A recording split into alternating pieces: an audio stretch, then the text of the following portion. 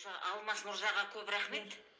Бағдат, мен нөмірім 700.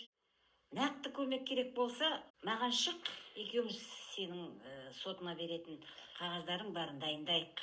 Өйткені Ашқар деген бір бала Шымкенттен Руза апайға шығыпты. Руза әпкем маған шықты, сол екеуміз бір искіні жаздық. Енді мен көмек көрсетуден бас тартпаймын. Өйткені сендей азаматтар ақырын бастарын көтеріп, тілі дірілдемей соттың алдында тұрса, мен тек қуанамын. Саған қазір жеңсеңді, жеңбесеңді, саған тек қана қазір тәжірибе керек. Соттың алдында қорықпауға.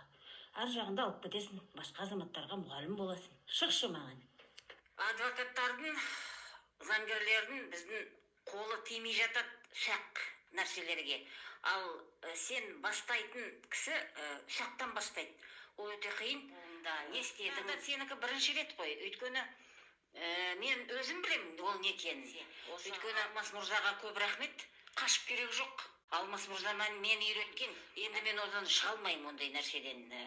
Көмектескім келеді барлығына. Өзімнің білгенімді көп білем деп айта алмаймын. Бірақ башым жеткенше көмектесеміз. Және сендей балаларды, азаматтарды алға салғым келеді. Әйелдер алда жүрген дұрыс емес. Маған өте ұнамайды, әрине. Сендерді көтеріп, сондықтан шық. Көмектесе салсам, көмектесем.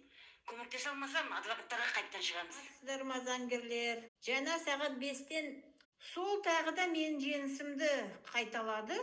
Енді білмеймін, бұлар Верховныйға жаза ма, жазбай ма білмеймін. В общем, бүгін тағы да бір жеңіске жеттім. Сондықтан, Бағдат, қорықпа.